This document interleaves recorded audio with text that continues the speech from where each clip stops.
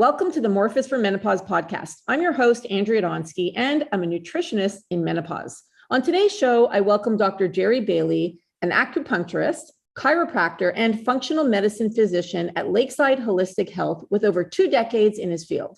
Dr. Bailey is also a prominent expert on men's medicine and leads the world in the emerging science of polyhormonal adrenal testosterone syndrome. Now, here's Dr. Bailey. Welcome to the show, Jerry. Hey, thanks for having me. I'm excited to have you on the show. So I want to start out with just give a brief introduction to who you are and what you do, and how do you help people? A brief scenario of who I am, what I do, and everything else. So it's hard to say those things in brief, right? So I'm a chiropractor, I'm acupuncturist in functional medicine. I specialize in men's health and digestive orders, but I also treat a lot of women too. And my wife does also. And so we cover kind of that holistic way of looking at you, is finding out what's wrong with you, what's going on, how do we fix it? The male and female systems are similar but different, as we all say, as we all know in there, but symptomology for things are very similar for both groups, and it's just being able to tease out exactly what's going on with them and how to fix them is really key. So I do a ton of functional medicine, I do a ton of acupuncture, a ton of adjusting. A lot of patients get everything. Some get one thing within there, but it depends on kind of what's going on with a person and figuring that out. I like to say, I use a little acronym that I use. Acronyms are so much easier to remember when you're trying to teach the medicine or learn it and stuff. I always like to use the finessed with a D on the end, finessed acronym to figure out what's going on with somebody. Is it a food issue? Is it infection? Is it nutrient deficiency? Is it endocrine, hormone itself? Is it stress? Is it structure from the chiropractic perspective or cell perspective? There's something wrong with the structures of the cell. Is it environmental? And then the D itself, is it genetic? Is it the DNA? There's actually some issues there that we need to look at and figure out how to. That's brilliant. I love that. That's total, and I love it because it covers everything. So where I'd like to start is explain what functional medicine is for those who may not be familiar with it, but we may have heard the term. Right. That's a really great question to ask because it's such a broad thing. It's looking at somebody holistically and naturally as best as possible, incorporating both like kind of Eastern and Western natural medicine in both, but also pharmaceutical if we have to, or injections and surgery. It's really looking at a person. What does that person need to help with their health, and defining what health is? Medicine has done such a wonderful job of defining disease, but has never defined health. And the essence of Western medicine typically is like, well, if you don't have a disease, you're healthy. When we all know that's completely bogus. Your lab work is fine, but I still feel crappy. So it's really looking at a person holistically and incorporating as much as possible into figuring out what's wrong with them. And then giving them all the tools they can to empower them to take care of themselves. Because I have all the tools and we have all the tools for somebody to fix themselves. But are they going to do it? I can't force a person to do it. We have to inspire and coach them through that process to get them going. So it incorporates kind of all of that. I love that. I love the air quotes. We talk about that a lot with it's normal lab work, right? But what's the optimal lab work? So it's right.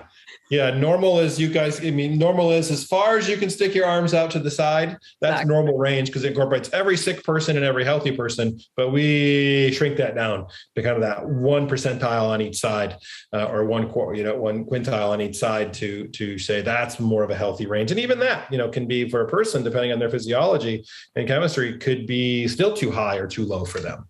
Yeah. And a really good example of that would be thyroid markers, right? So your thyroid test. So if you're in the normal range, which is like the 0.5 to the 5.5, I live in Canada, so it can go up to like 5.5, which is pretty high. So versus what's the optimal range, for you. So what are some other examples? So we know thyroid would be one example. What are some other examples that you've seen that are kind of in that normal range, but can be way off when you look at it from a functional medicine standpoint? Cholesterol. Cholesterol is a huge one. Is if you're at 200 or above, you're on a statin right away. And doctors will look at just that, for cardiovascular risk, we'll say, well, if you're at 200 or above, you're a higher risk for cardiovascular. It's like, no, you need to run the full spectrum of the breakdown of those particles to know, are you really there? And then, of course, all the inflammatory markers associated with it too. So we run Boston Heart Lab typically is what we run to look at, or the Cleveland Heart Lab. Those are both great examples of looking truly at cardiovascular risk. We've seen patients with cholesterols of 130, like, wow, that's great. Like it's a great number. Well, they're actually producing really bad pro-inflammatory cholesterol. They have all the markers. So they're at high risk for stroke and heart attack and those things. They're actually like, oh, you're fine. You're like, no, you actually need to be on, not necessarily a statin, but a red yeast rice type scenario, one of those type things. And then I've seen clients with the familial hypercholesterolemia levels of 600, where it's like, woo, like, whoa, this person's a walking heart attack. But you do the full panel and they're actually fine. They just have high cholesterol levels, but they don't break it down into pro-inflammatory cholesterol. So it's that looking at that and saying, what's ideal for that person and what's their genetic makeup? How are they breaking things down? So we know better versus just like, oh, here's a number, like, and here's the med for it. It's like, that's cookie cutter. That's not really looking at the person as a whole and seeing things there. So cholesterol is a really, really, really good one there. I'm a really big fan of testing. So no more I interviewed somebody from the Dutch company and they were saying test, don't guess. Right. And I love it because it's basically taking all that guesswork out. And by the way, saving people so much money you don't have to go down that rabbit hole or the route of spending so much money, time. I mean, time is money and trying to guess things. So I love the fact that you do testing. I think. Yeah, I do a ton of Dutch testing. We've probably run, since we used to use ZRT for salivary, then we switched over to Dutch because it was so much easier and so much more comprehensive. And that one, we've probably 2,000 to 3,000, 4,000, something like that of those tests. So very familiar. Love that test. Yeah, it's pretty good standard of care for our practice and for patients is, you got to do a Dutch test so we know how your stress response, you have a maladaptive stress syndrome there. It used to be kind of the adrenal insufficiency, adrenal fatigue, those type things. Well, we all know that's not in the literature. So we have to use what's there. And it's really, if you look up maladaptive stress response or syndrome, that's in the literature. So I use that one a ton. And so it's like, are you not responding correctly? Is there some maladaptation there for your stress response? Where are you at within there? And then what does your reproductive hormones look like as far as the metabolites of those? Because we can look at blood, which is still king and queen to know like what's the level, but that's a spot check. Like, how are you metabolizing that to know like, hey, for ladies, okay, we know for menopause for ladies, docs typically like, here's estrogen, here you go. Just go take some estrogen, you'll be perfectly fine. Well, what if you make pro-inflammatory estrogens? You have a high 16 hydroxy or a 4 hydroxy. What if you have high levels of that?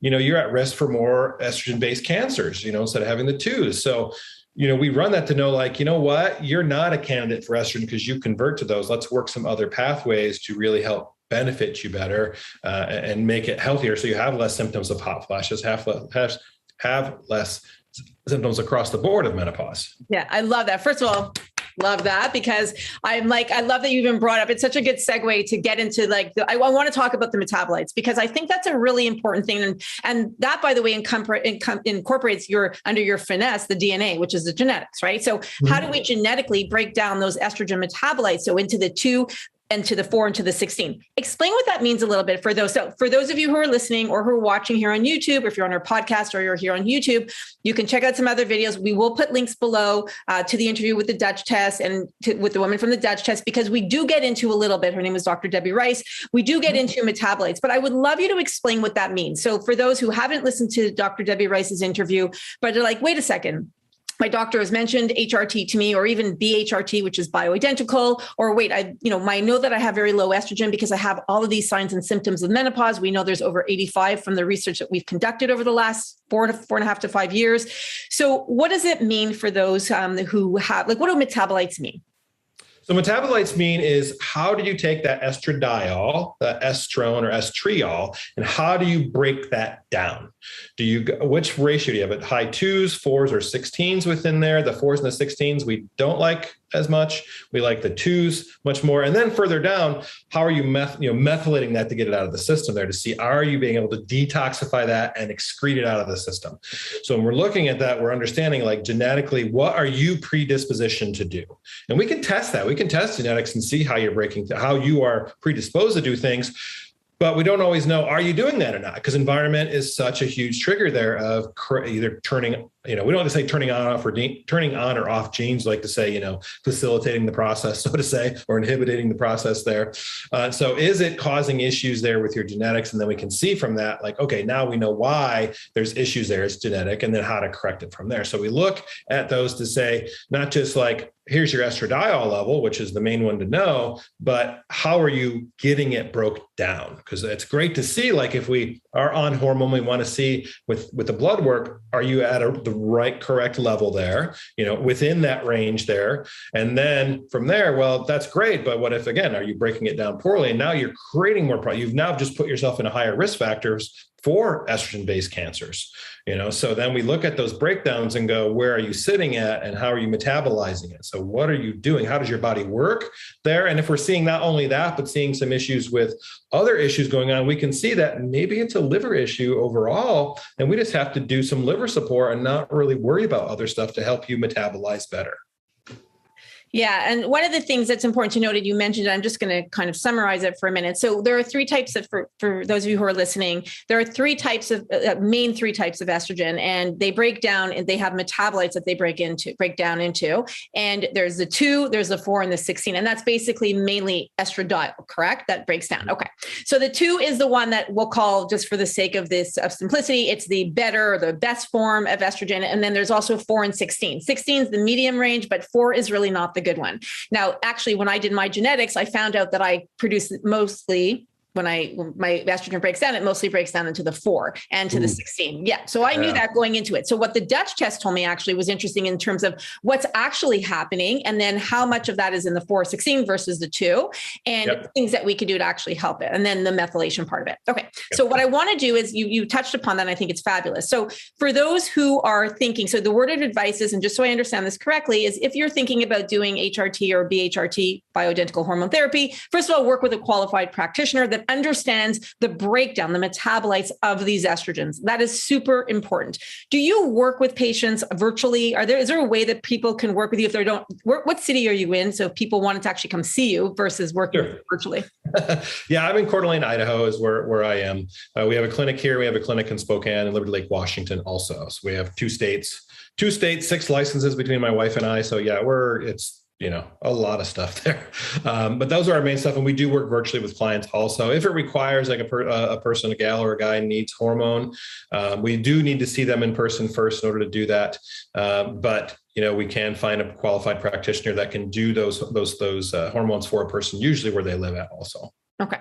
So now what if somebody, for example, finds out that they are breaking down their estrogen mainly into 4/16? What are some things that you recommend?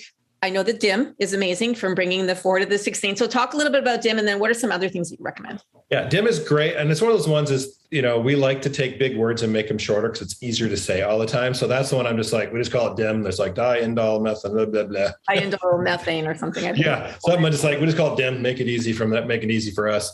Because there's so many other big words we have to say all the time too. So that one I like because it's going to convert you over to the 2s. It's also going to prevent some aromatization of testosterone to estrogen also. So if a lady has high testosterone, that DIM is going to help stop that. You can go higher with ladies, 200 milligrams and above with DIM. You just have to find the sweet spot for them. For men, though, you don't want to go above 100. And that's something I learned many years ago, because 100 is kind of that sweet spot for guys. If we get above that, it actually increases estrogen production.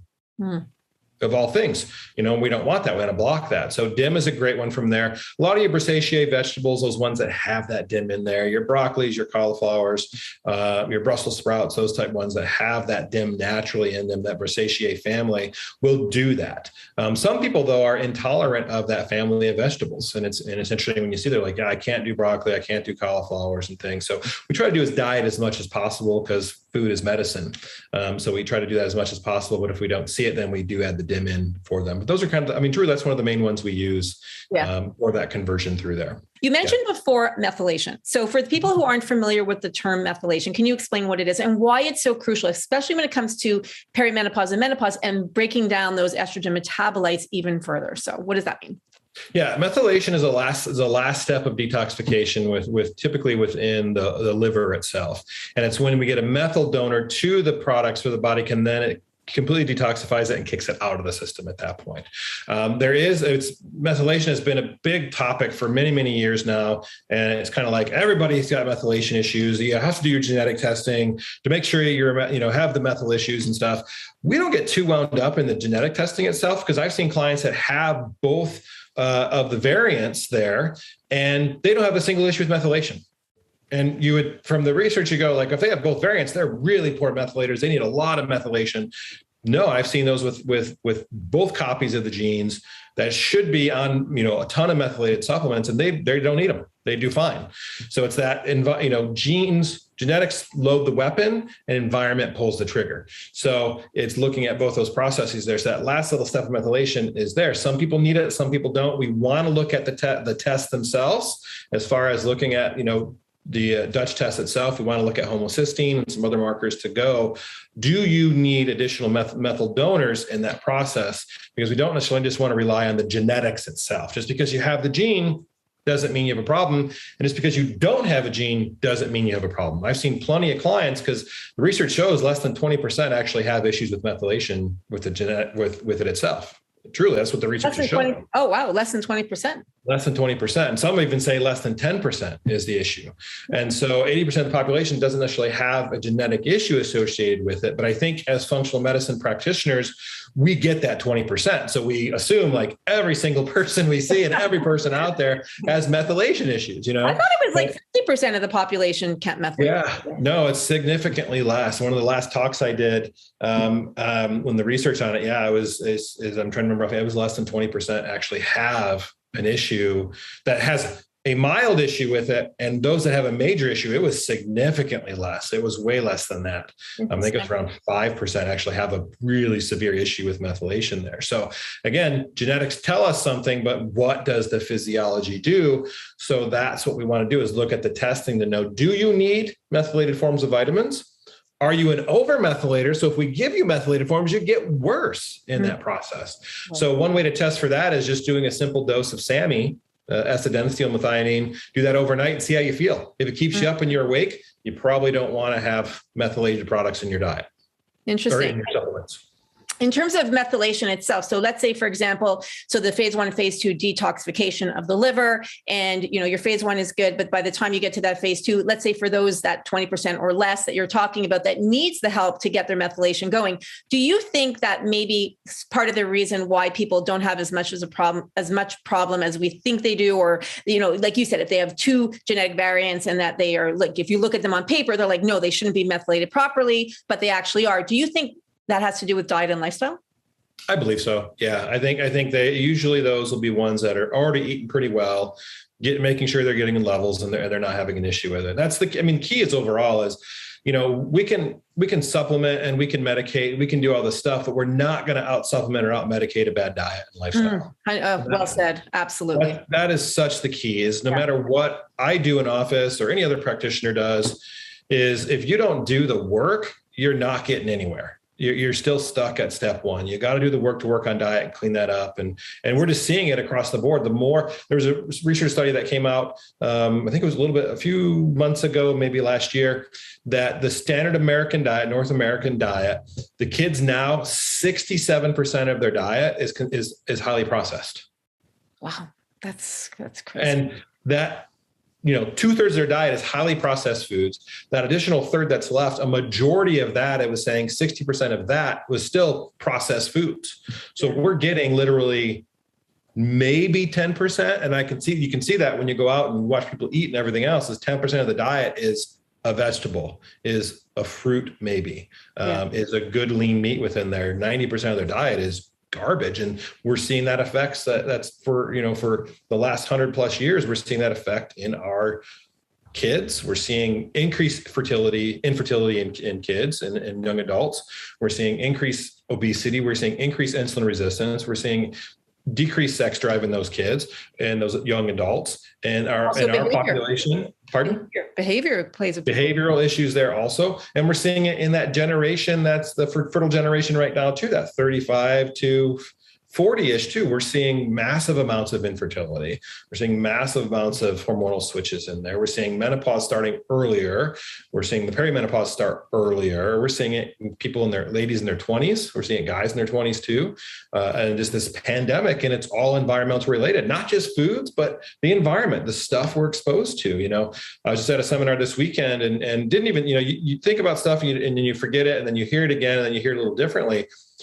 So the thermal paper that you get from the registers from nearly every store, that's loaded with BPA, bisphenol A, which is a potent endocrine disruptor. So cool. Now with the pandemic we've been in for a year and a half, 2 years now, all of the hand sanitizers that we use increases the absorption of BPA in our hands. So as soon as we get that paper from the cashier and we've touched it, we've now just increased the absorption. So we're seeing this massive influx of BPA into our system from that little thing of using hand sanitizer to there. Yeah. So it's little stuff like that we're exposed to. It's creating this havoc, and the number of endocrine disrupting chemicals out there that are chemicals in the environment that we're exposed to, that our parents were exposed to, that our grandparents weren't exposed to typically, has exponentially grown. Then is now one of the major issues we're seeing that's causing this too. Yeah. And that is so well said. And it's so true. I mean, add pesticides on top of it, add everything else that's out there. Like you're saying, dry cleaning. I mean, although many of us aren't doing that as much anymore if we're working from home, but there's so many chemicals in our makeup and our personal care product. I mean, you're talking there, we are inundated with chemicals that are flooding our endocrine system and causing harm to our bodies and causing all of these imbalances. So I'm happy that you brought it up because it is so true. So being mindful of that when you are at the grocery store, if you can, ask for an e-receipt or ask, or use, and I'm also not a big fan of using those chemical sanitizers. I always tell even my kids at school, I'm like, here, take this natural version, use this. Like there are natural options that are made with ingredients that don't have those chemicals. And many of them, like Health Canada, I live in Canada, and Health Canada during the pandemic recalled some of their hand sanitizers because there were some heavy chemicals in it. So just being mindful, there are different ways that we could still get what you need, what you want to achieve with it, but just using a less harsh form or less chemical laden form.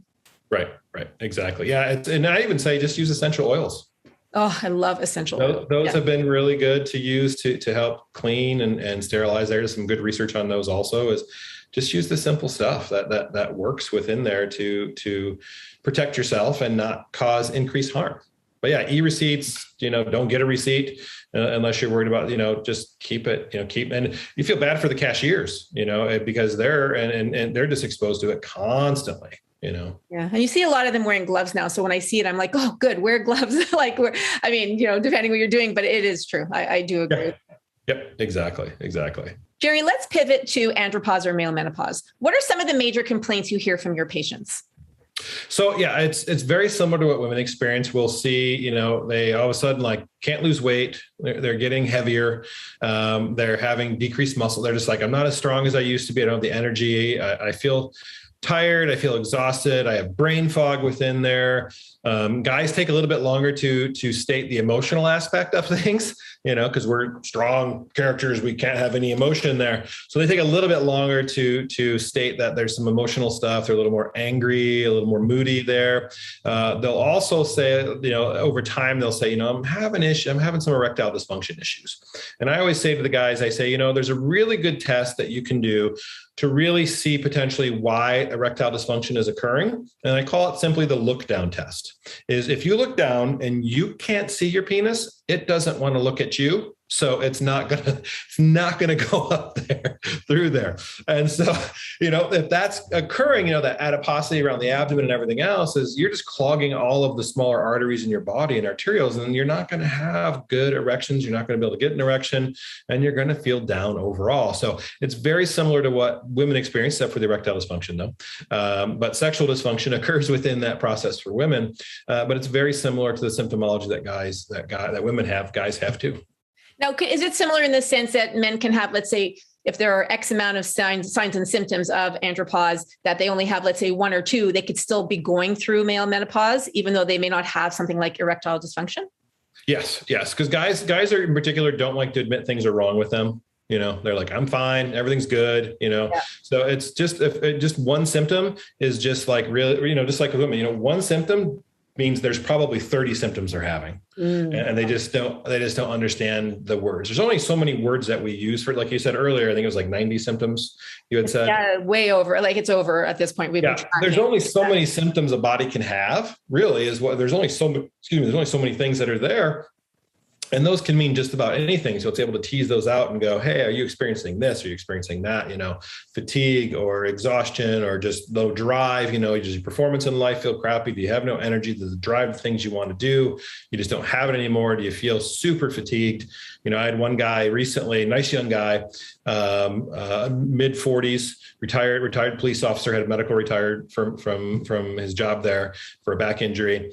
And he's just like, man, Jerry, he's at my gym. He's like, I don't feel good. Like I have no energy to work out and I should. I'm in my 40s. Like I just feel nothing. So he started doing some androgen, some SARMs, some select androgen receptor modulators on his own. And he started feeling a little bit better. So we did some testing and his testosterone was in the 200s, super low. I mean, he should be in the 650s to 700s on the US scale. I'm not sure what it is for Canada for that one. So he should be like 3 to 4 times higher than what he is. So I said, well, let's do some more herbal stuff. Let's try and see how you respond with it.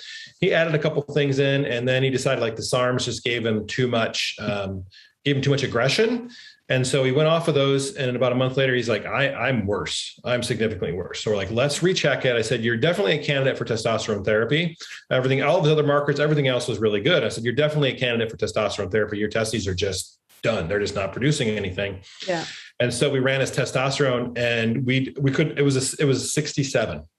I've never seen a testosterone at 67. He should be at 10 times that at 670 essentially. Wow. And I was like, well, no wonder why you got nothing. So immediately we're like, okay, you are a candidate for testosterone therapy, got him on injection therapies.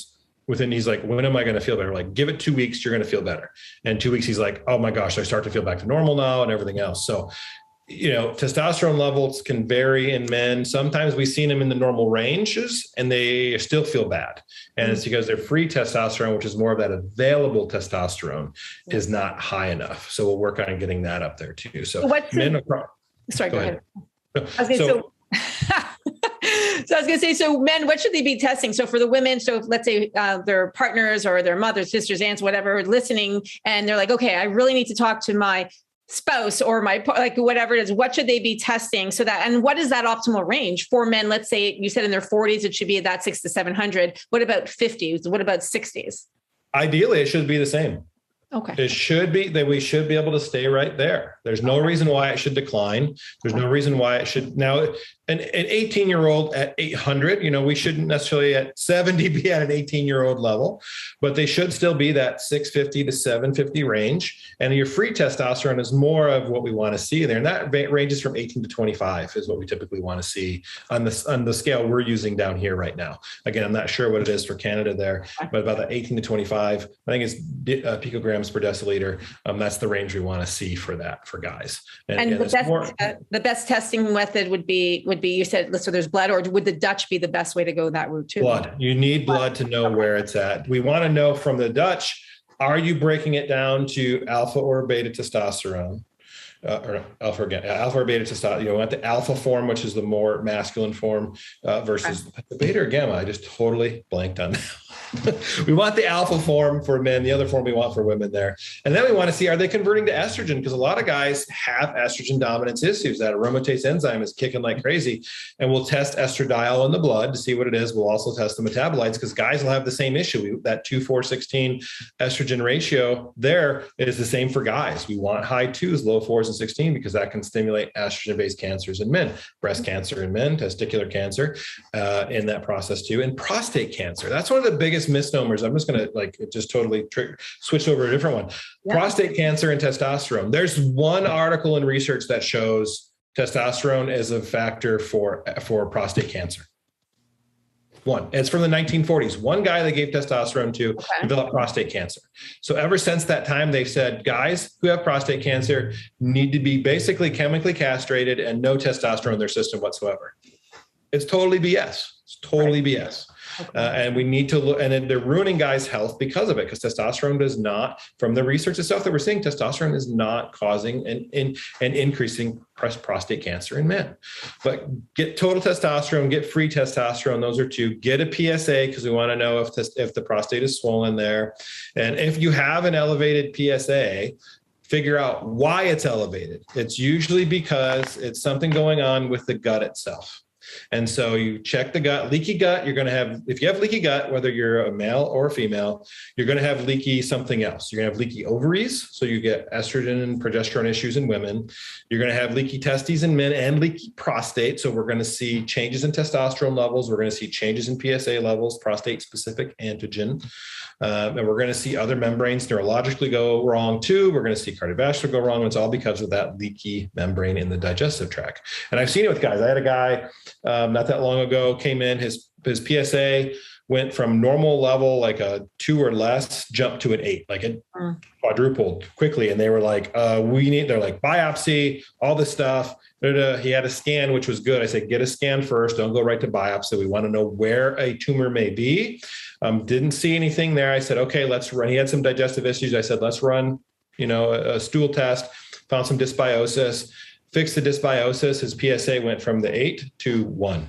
Wow. Unbelievable. And they were ready. They were full on ready to go in, just full on everything. And I'm like, whoa. This is a sudden change.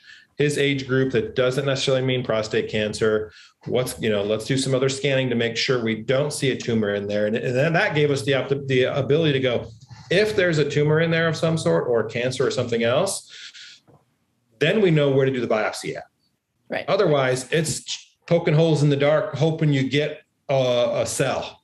So docs need to stop doing that process and actually do the scans to see where there may be growth, and then target it correctly.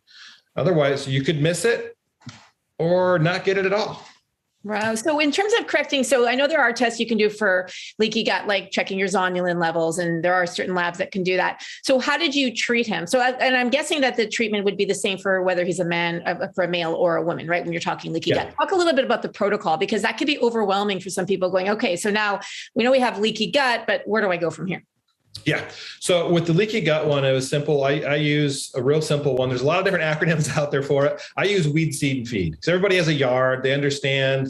Most people have put chemicals on their yard to get rid of the weeds. They've seeded their yard. They fed their yard, So I use that weed, seed, and feed process. We need to weed out the bad microbes that are there, whether it's bacteria, parasites, yeast, fungi, molds, or worms within there. We need to weed those out while we're building up the flora. And then once we get that through a good phase, then we go in that feed and seed process where we're still seeding it. And then we're feeding the microbes and feeding the cell walls to finally heal and seal and correct the leaky process that's there. We usually say minimum 3 months, sometimes a little bit longer, again, depending on how they respond, how quickly they can go with care. Once that's done, then that kind of heal and seal or weed and feed or weed and seed process is usually, again, how much calprotectin, how elevated it was, how that zonulin score was going to dictate the length of that. So it's usually 4 to 9 months, someone there. The average client's about 5-6 months of fixing gut, but they start seeing symptom improvement within the first month through there. That's the process we go through. And again, removing foods that could be contributing to it. We get a lot of clients that come in and go, I want a food sensitivity test done. I'm like, well, what's going on? And they're like, well, I got all these foods I'm allergic to, and I've got all these issues. And I'm like, okay, you're not allergic to all these foods. You have a leaky gut, and you can spend the money on that and realize that, okay, you're allergic to everything, quote unquote, to everything. Or really it's because you got leaky gut. So we'll get the stool test done. They usually have massive leaky gut, massive intestinal infections within there. We treat it. And I say, once we get things going, then we can fix you. As you get fixed, then we can bring those foods back in and see how you respond. They usually stop responding to 90+% of them. And there's usually some at the end that they do truly have a sensitivity to, that they're just like, don't eat, And so, if it bugs you, and I've seen on food sensitivity tests where a person, it was years and years ago, and he was like, I want to prove I don't have a gluten allergy because I want to eat at Olive Garden every day, have breadsticks and pasta and all this stuff.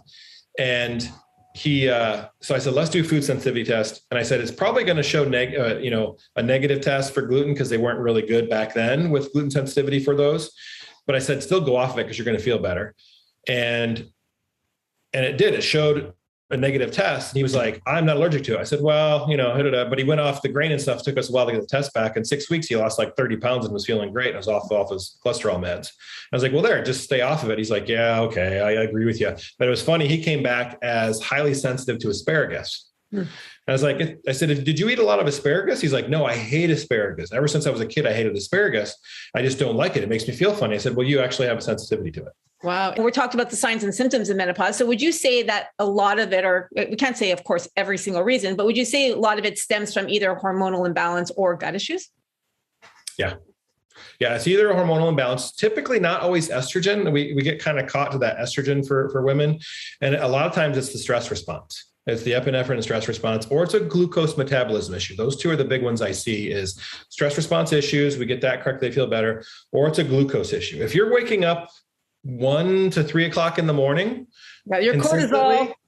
Your cortisol is an issue because it's a glucose issue. Your glucose is dropping at night and your body goes, oh, we got to go to fight or flight to get that up. Boom, it wakes you up. Your glucose goes up. Now I'm awake. So you get those balanced better and it takes care of a majority of the symptoms there. Then we can kind of go, okay, do you need a little estrogen? Do you need a little bit more hormonal balance through there? But most of the time it's a glucose metabolism and stress response issue that we see occur. I'm obsessed with managing blood sugar. Like I would wear a CGM, a continuous glucose monitor. And I've actually been wearing one for almost a year now. And I always say I'm an N of one because I'm so passionate about this and understanding how blood sugar affects women in perimenopause and menopause. So definitely, and also the other interesting thing about blood sugar too, is if you're waking up, for those of you who are listening and you're waking up to go to the bathroom many times a night, it could be because of a blood sugar issue as well, because when our blood sugar when it rises, it actually is causing us to go to the bathroom in order to help us clear and regulate it. So interesting. Exactly. So in the interest of time, I have one more topic I want to cover before we go, and you've alluded to it a couple of times. You've talked about, stress response. So we're talking about, I want to get into what does that mean? I want to talk about cortisol levels and how does that affect us, especially as we're in perimenopause and menopause, whether it's women or men. Mm-hmm. So the stress response itself is anytime we get a stressor, that fight or flight happens. So we immediately get the epinephrine, which is in and out. That's like boom and done. That's how quick it is. It's an immediate response from the nervous system. It's the only spot in the nervous system that has a direct connection to the blood supply because we need that in and out as fastly as possible. So that's like boom, 0.8 milliseconds, we have that going. Within, I think it's 0.2 milliseconds to 0.6 milliseconds after we get that epinephrine, cortisol then kicks up from the adrenals. And cortisol is designed to support that stress response, support the immune function during there so our body can continue to fight or flight and fight off infection if we get an infection in that process. So that's the response. We get it and it's supposed to go away. And we get it and it's supposed to go away. Unfortunately, in today's society, we have this chronic, really unpredictable stress. I call it, and if you look at the research too, it's there. It's called chronic unpredictable stress. So it's CUS. And then we have a maladaptive stress response that comes after it. So I call it CUSmas. It's like the unfun Christmas, but it's CUSmas through there. So when we see that is all this unpredictable stress that we have because in the environment itself, it's just we get a stressor, we're done. But in today's society, like I was saying, we have so much chronic, and it's the thought of the stressor, the thought of the thing occurring is more stressful to the system because we have chronic stimuli there that's constantly going and going and going, that's feeding that process that's causing the issues. So we don't get the stressor and we're done. Like our grandparents got the stressor, they were done, they went back to life.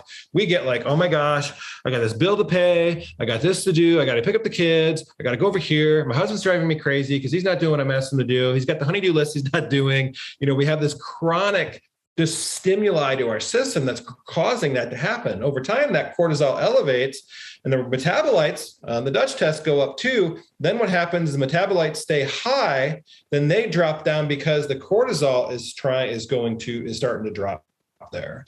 And so then they start holding and going lower to try to keep that cortisol up even more in the system. And eventually it just kind of just fails. And now it's not a Cushing's or Addison's type disease where it's too much or too low because the adrenals are actually done or they're overproducing or there's a tumor there.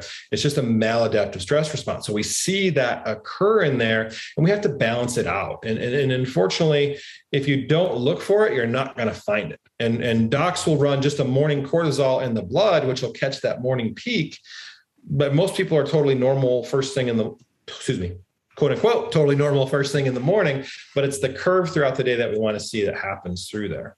So that's one of the big ones, is that one just causes so many problems in people and wreaks havoc throughout the system. If we're overly stressed and we're worried about so much, our reproductive hormones then start shifting over there because our body is not in rest, digest, and reproduce. It's in stressed out. So then we see that fertility issues come up. We see more hormonal imbalances come up. We see the perimenopause, menopause issues come up, the male menopause, andropause, fat syndrome, all those things come up in the body that occurs there. So what are some things that we could do? So for example, most of us, like you're saying, are under that chronic stress. So if we're waking up between that 2 and 4 a.m. timeline, and we know that cortisol is probably the reason for it, spiking at that time, or it could be, like you said, blood sugar issues. What are some things that we could do to help? I guess it's more, the word wouldn't be so much lower cortisol as much as regulate cortisol. Regulate cortisol, yeah. And looking at those nighttime ones, phosphatidylserine is a really great supplement to take at night to help balance those cortisols. That's a phenomenal one. I really like another one from Designs for Health called Catecholacalm, and that calms those catecholamines, those stress response hormones, down significantly, helps people sleep, making sure you're getting sleep. So using melatonin at night also. If you're below 20 on a Dutch test, you're deficient and you need melatonin through there. So helping that to get rest and get recovery is really beneficial, and making sure having some food at night to balance the glucose levels out, so we're not seeing that drop and then cortisol response occurring in there. Those are some real simple things for people to do. Not using our phones at night, getting away from the screens, getting away from the computer screens at night, at least 2 hours before bed, or at least using the blue blocker glasses to block that blue light from coming in will help regulate that cortisol response even more so. Getting outside more, getting in nature, going barefoot in grass, doing, and I always pronounce it wrong, Shinrin Raku, Japanese forest bathing. Yeah. Love that one. Love that for people to get outdoors, get in nature, absorbing the positive chemicals from there, getting a good diet. Just keeping it simple and not stressing about it is really essential to balance it. Because if we get worried about doing all these things, then we just recreate the problem there. Yeah, and going to bed at the same time every night, making sure that you're consistent. That's another thing. Our adrenal glands love consistency, right? So Yep. Dark room, less light in the room, the better. Dark curtains, the light blocking curtains to make sure no light is coming in. Where my bed sits, where my wife and I bed sit, I face a window, and there's just enough little teeniest crack that the neighbors across the way's back porch light shines through it. And that little bit of light is enough to annoy the life out of me. So I actually have a black piece of paper in the corner of our window that blocks that light from coming in. I get it. It's just enough to hit my eyes, to get through my eyelids, to cause it. And they're not that, they're 75 yards away. From us, but it's still enough to hit in there and irritate me. So darkness is essential to make sure we're getting good sleep and good rest, and not stimuli to our system there. And that's why I love sleep masks, because they work really well in terms of getting those lights out, or like taking your 60 pins and put on your curtains. I'm just kidding. It works, but paint your windows black. It'll all be good there. I've tried to use masks before, but I don't like that band around my head. I hear you. Yeah. I'm a big fan of melatonin too. And a lot of people, I know prior to menopause, some people complain about it making them really groggy, but I find as we get into perimenopause and menopause that melatonin is really crucial for helping us get into that REM sleep quicker. And melatonin, again, you can do up to 20 milligrams of melatonin. We've seen that work for people. It actually helps. It actually works as an antiviral at that point also. Some of the research shows that too, is a higher dose of melatonin can help there. But usually 3 to 6 milligrams is usually works for most people. Again, start with 3, see how you feel. You can work up to 6. You bring up a good point, is that, and this is something that I've learned a lot over the last several years, is that not everything is for everybody. So, if some people say, oh, this has helped me, and then people are like, well, it doesn't work for me. Not everything is going to be suitable for everybody. So that's the key, is trying it, starting out slowly. Like you said, follow the directions on the bottle. You can work your way up if you need more on certain things, right? More is not necessarily better. And I think we need to understand that, especially when it comes to supplements, is more is not necessarily better. We need to look at what the research says. What were the clinical studies done on what dosage? And that's really what I think is an important point to mention. So I'm glad that you even brought that up, because even though you're an outlier, it literally is, everybody's different, right? And not everything's going to work for everybody. Everybody's an N of one that comes into the office, and I tell them that. They're like, well, what's the time frame that this, because we're so used to hearing time frames like, oh, this is 6 to 8 weeks. This is this time. I'm like, listen, You've been dealing with this for years. We're not going to fix it overnight. It's going to take time. And digestive things are going to take time. The worse it is, the longer it takes. But we're going to see improvement through that time. If we don't see improvement, then what are we missing? And like you said earlier, which I've used for 20 years, is test, don't guess. Yeah. We used to have to guess on stuff. And luckily, in the last 15 years in my clinical practice, is we've had more and more testing and more advanced testing to be able to do things. So that way we don't have to guess anymore. We don't have to waste time and all this money. We can literally here's the test, do it. Here's the results. Here's what we're going to come out. And here's what we're going to fix you. You're going to fix yourself with these tools through there. I love supplementation. We use a lot of supplements in our office. It's, again, we're not going to out supplement or out drug a diet and a lifestyle. So work on those things. And sometimes clients are like, man, I got so many supplements. And I'm like, well, that's because you're not working on your diet. You're not working on the things you need to do to correct it.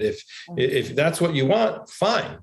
I'm okay with medications. I'm okay with supplements. I'm okay with surgeries if we need to.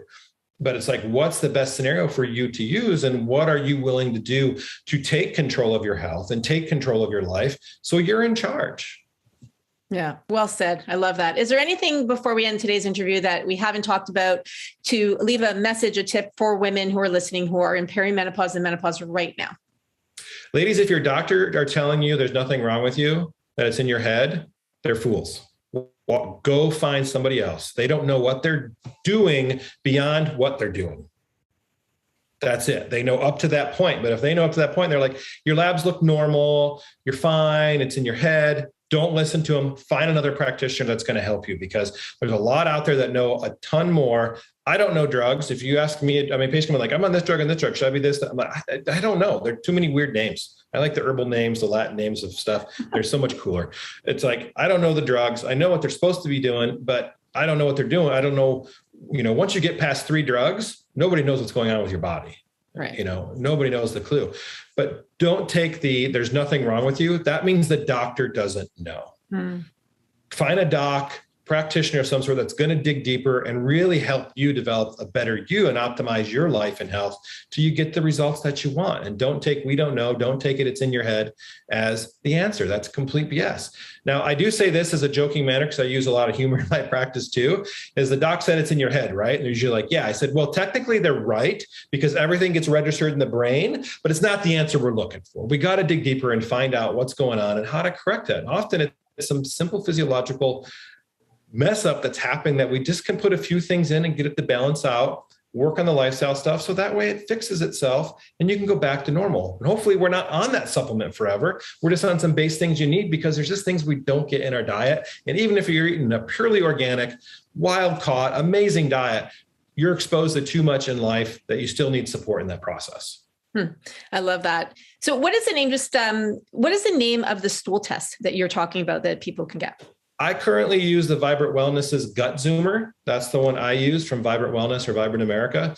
We use that one. GI Map is another really good one that we've used in the past. And then the GI FX from Designs for Health, from Genova is another really good one. Those are the top 3. We really like the Gut Zoomer one itself. The cost is spot on. For US, it's $3.99 for that test. And it gives us about a 35-page report on your microbial load, your viral load, anything that's going on there, along with amazing markers for all that inflammatory stuff that's going on. And I've given that to medical doctors and GI specialists, gastroenterologists, and they're like, this is an amazing test. This is way more than we do. And we're like, just look at somebody's poop. I don't look at their poo. The lab looks at the poo.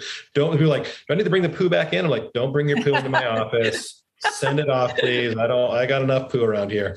So you send it off, you get amazing results from it. And then you're able to know how to fix somebody and how to fix their gut, which then affects everything. I mean, if we don't fix the gut, nothing's going to get fixed in a person. Oh, yeah, I totally agree. Okay, so just to recap that in terms of testing, so you've got the poop test, you've got the blood test for the sex hormones, and then obviously you've got the Dutch test for the urine test to find out the metabolites. And then if you want to do genetic testing, there's a genetic testing option as well. Dr. Jerry Bailey, thank you so much. This has been great. And how can people find out more about you?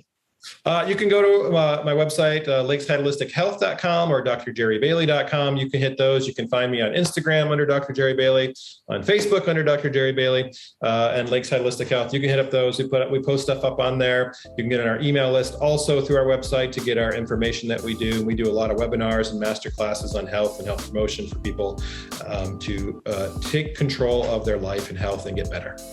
Well, thank you for everything that you do. Thank you. Thanks for having me. It was a blast.